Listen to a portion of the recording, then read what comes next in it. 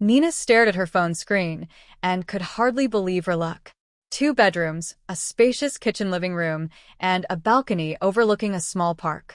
Everything she had been dreaming about for the past 5 years. And most importantly, the price. Her acquaintance Katya was asking only 10 million rubles for her apartment instead of the market value of 13 million. But that wasn't all. Half of the cost could be paid a year later. You see, I need to close the deal quickly, Katya explained while sipping a latte at a cafe near Vasilievsky Island. The wedding is already in a month, my visa is ready, and the apartment issue has been dragging on. You'll help me and I'll help you. It's a win-win situation.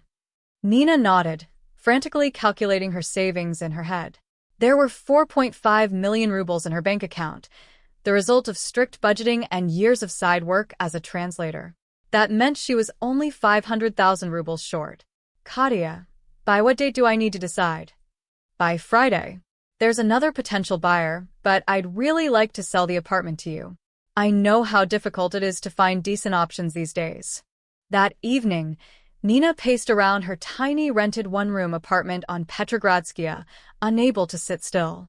500,000 wasn't an astronomical amount, but where could she get it in just 3 days? A bank loan wasn't an option.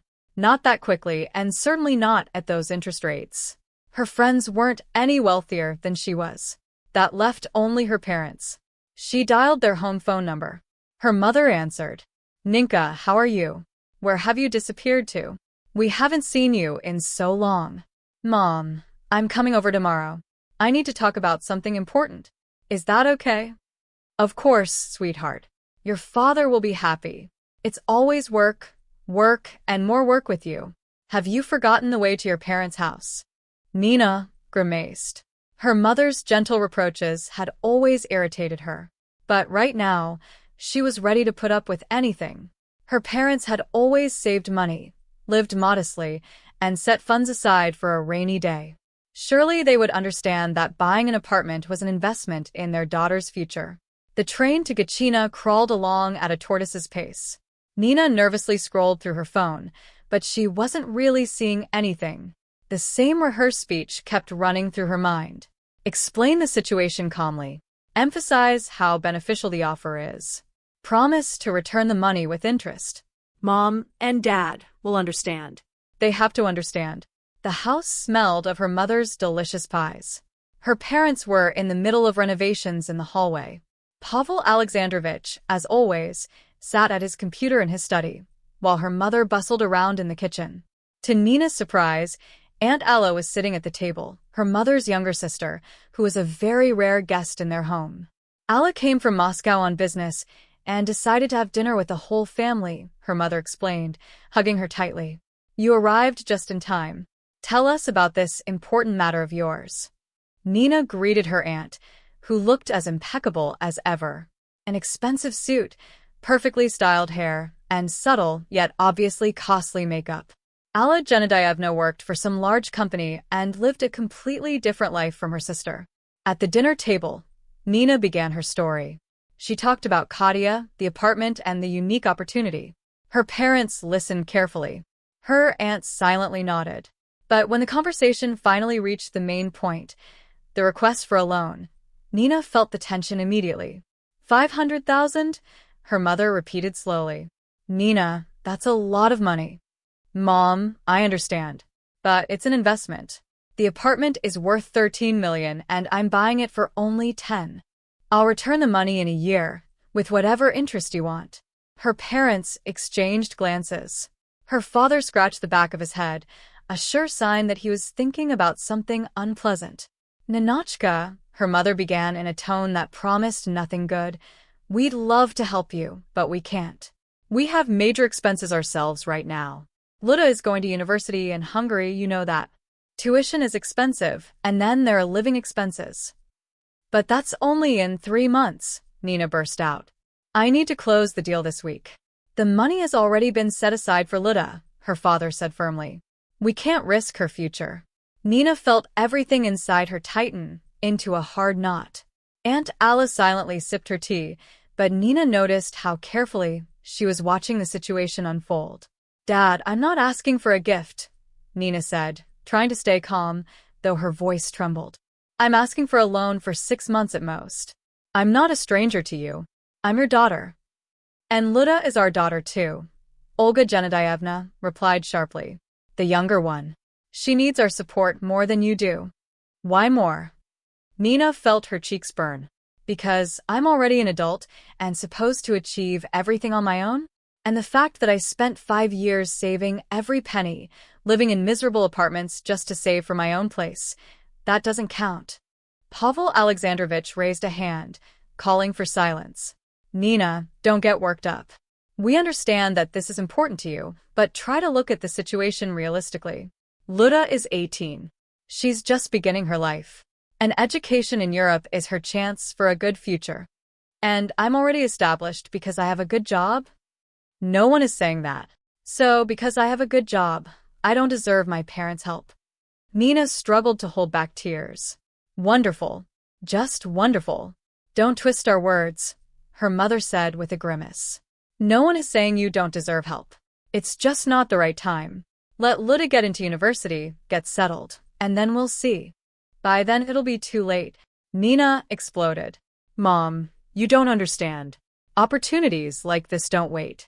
Katya is selling the apartment now, not a year from now. Aunt Alla quietly placed her cup onto its saucer. The sound seemed unnaturally loud in the silence that followed. Maybe you should try a bank, her father suggested uncertainly. They're giving out loans these days. Dad, with my salary, the bank won't give me that kind of money. And even if they approve something, the interest rates will be insane. Besides, the paperwork will take at least 2 weeks. How can you not understand? Nina stood up from the table, feeling all her plans collapse.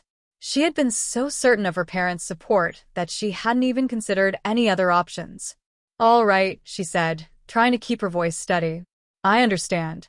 Thank you for your honesty. Ninka, don't be upset.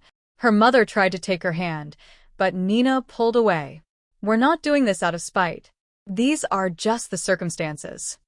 The circumstances, Nina repeated. Yes, I understand exactly what the circumstances are. She walked into the hallway and started putting on her coat.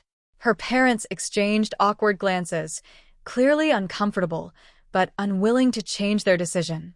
How will you get home? Her mother asked. It's already late. The trains don't run often at this hour. Stay until tomorrow. I'll manage, Nina replied shortly. To her surprise, Aunt Alla also stood up and reached for her coat. I'll drive you, she said calmly. I need to go back to St. Petersburg anyway. There's no need, Alla Genadievna. I don't want to inconvenience you. You're not inconveniencing anyone. It'll be much faster by car. The farewell was strained.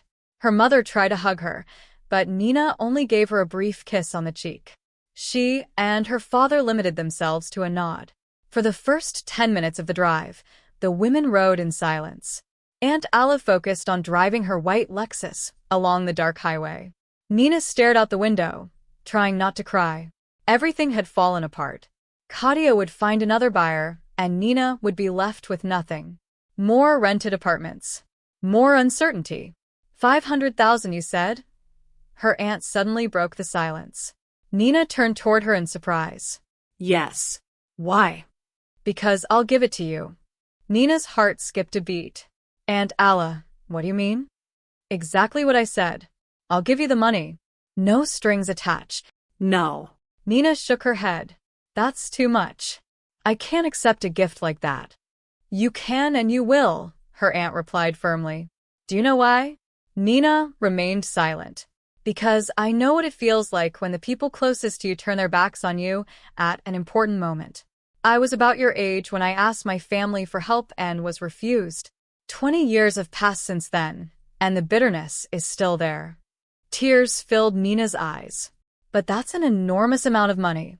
Not for me. For you, it's a whole future. Her aunt glanced at her briefly. Don't refuse, Nina. Let me do for you what no one did for me. Nina woke up in her new apartment and, out of habit, reached to turn off her alarm clock.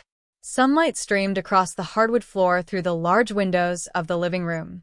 2 months had already passed, yet she still sometimes forgot that this place was actually hers.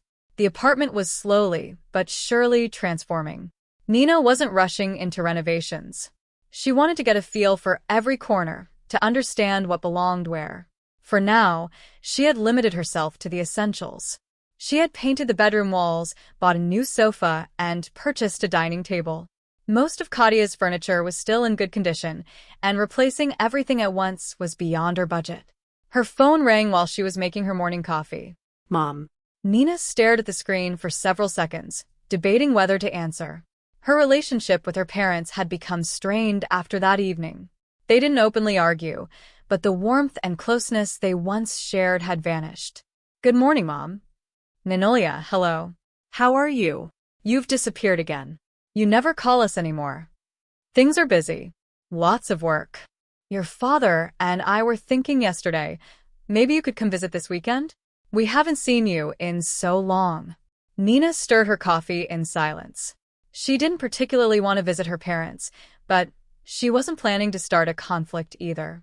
"We'll see," she answered evasively. All right. "But how are things overall? How's life in the new apartment? You still haven't told us where you got the money." "That's not important." "What do you mean, not important?" "Ninotchka, we're your parents. We have a right to know." "I solved the problem. That's what matters," Nina replied shortly, in a tone that left no room for further questions. Her mother fell silent, apparently deciding whether it was worth pressing the issue. "Well, all right. The important thing is that you have your own home now. We're very happy for you." "Thank you." After the conversation, Nina's mood soured. She understood that she wasn't behaving particularly maturely, but the hurt hadn't gone away. When she had needed support, her parents had chosen Luda. They shouldn't be surprised by her coldness now. The workday flew by unnoticed.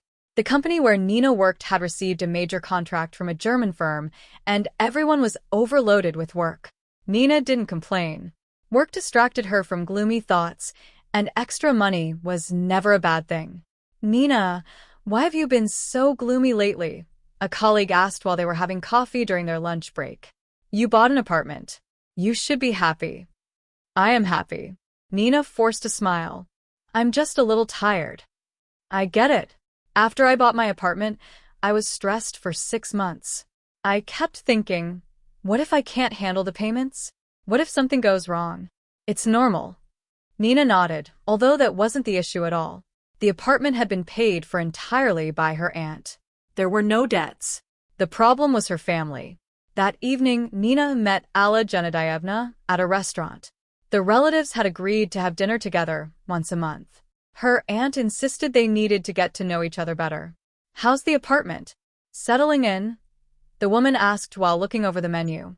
"Slowly but surely." "Thank you again, Aunt Alla. We've already discussed that 100 times. Stop thanking me. Tell me how you're doing instead. Are you talking to your parents?" Nina grimaced. "Formally. Mom calls sometimes, but the conversations are awkward.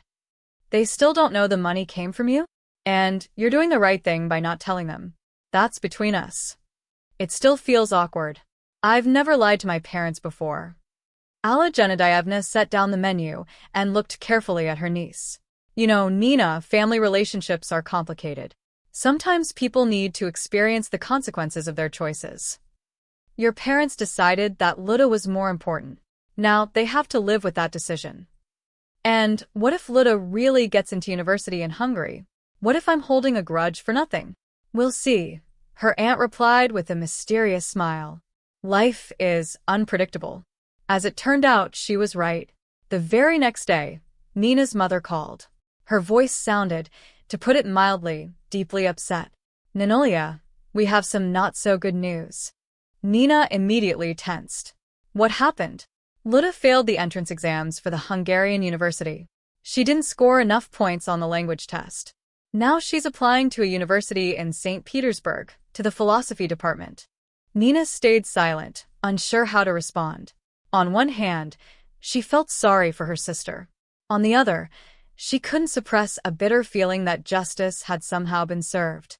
"It's disappointing, of course," her mother continued, "but it's not the end of the world. Our university is good too, and she'll be closer to home."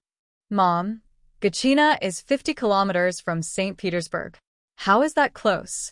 Well, closer than Hungary, her mother replied uncertainly. By the way, Ninolia, I have a favor to ask. And then Nina understood. She suddenly realized where the conversation was heading. What kind of favor? You see, dear, Ladaka will need somewhere to live in St. Petersburg. Not everyone gets a dormitory room, and renting an apartment is very expensive. We were thinking you have a 2-bedroom apartment now. Plenty of space. Mom, stop, Nina interrupted. Are you suggesting that Lida move in with me?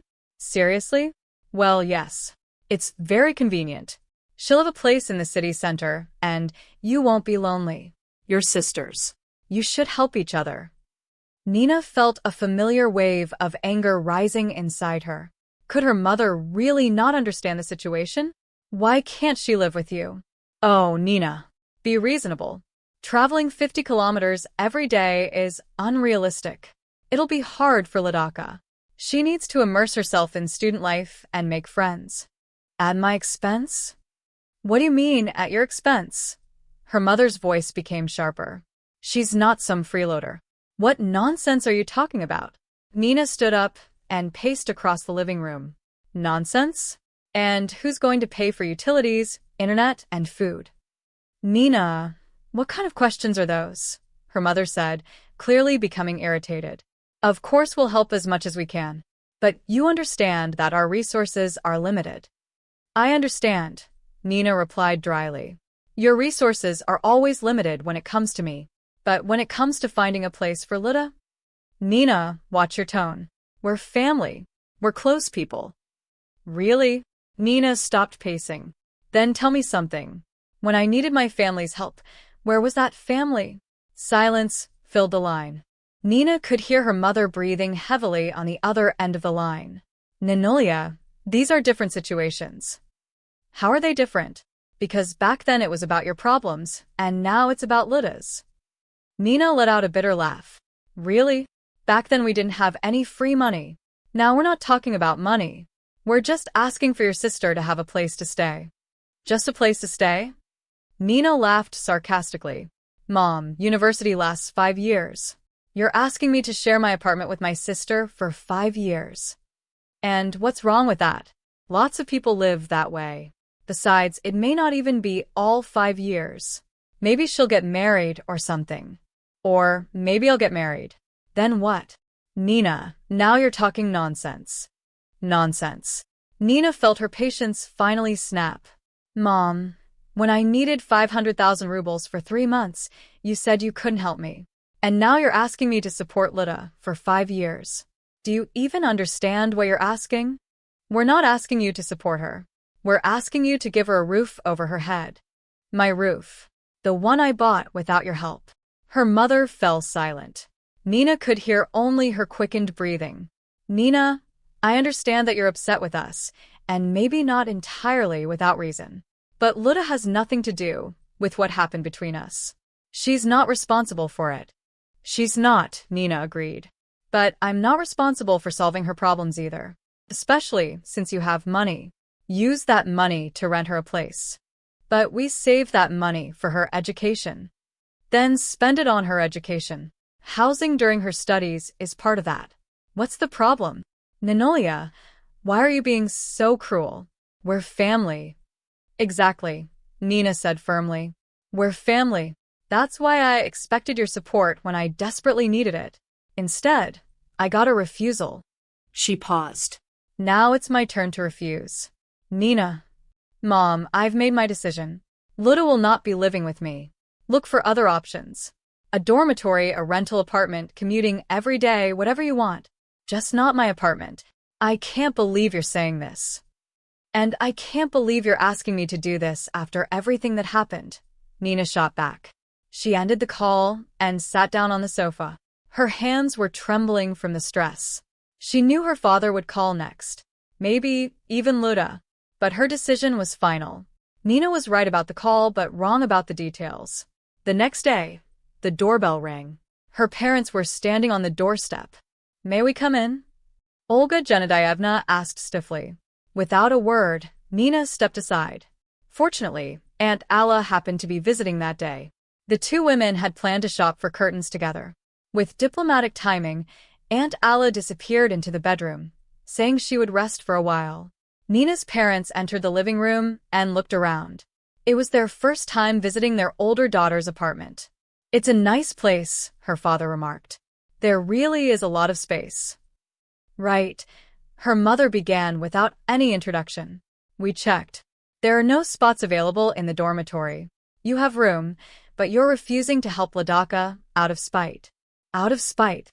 Nina sat down in the armchair opposite them. "What else would you call it?" her father interrupted. "Luda is your sister, not a stranger. And did you remember that when I needed help? We explained the situation. You had obligations to Luda. And what about me?" Nina felt the familiar irritation returning. "Stop being childish," her mother snapped. "You're a grown woman, yet you're acting like a teenager. Luda has no other option." "She does. Let her rent an apartment." "With what money?" "Then let her get a part-time job." "Stop talking nonsense." Her mother struck the armrest with her fist. "You're obligated to help your younger sister. We raised you, fed you, clothed you. So, what if we didn't lend money to Her Majesty? You solved the problem anyway and bought the apartment." "By the way, that's true. Where did you get the money?" "Who helped you?" her father asked suspiciously. "And why does that matter?" "It matters. Maybe you got yourself into debt, or something even worse. You're a young woman living alone, and that's an expensive apartment." Nina was stunned. "How dare you?" "And how dare you?" Olga Genadievna shouted back. "Refusing to help your own sister and acting like some kind of princess." At that moment, Aunt Alla came out of the bedroom. Apparently, she had finally had enough. "Olga." "Pavel," she said calmly. "Calm down and stop yelling at the girl." The parents turned around, not expecting to see their relative. "Oh, Alla," her mother said awkwardly. "We didn't know. I heard your entire conversation." Alla Genadievna walked closer to her sister. "So, I'll answer the question that seems to concern you so much. I bought Nina the apartment in full and gave her extra money for renovations." Silence filled the room. The parents stared at her with their mouths open. "You," her mother breathed. "But why?" "Because I know what it feels like when parents choose one daughter over another," Alla Genadievna replied calmly. "And I couldn't allow Nina to go through the same nightmare that I did." "Alla, what are you talking about?" Nina's father tried to regain his composure. "Let your wife explain it to you." Aunt Alla turned toward her sister. "You remember how our parents refused to give me money to open my salon, don't you? Meanwhile, they bought you everything, prom dresses, trips to the seaside, even a car after university.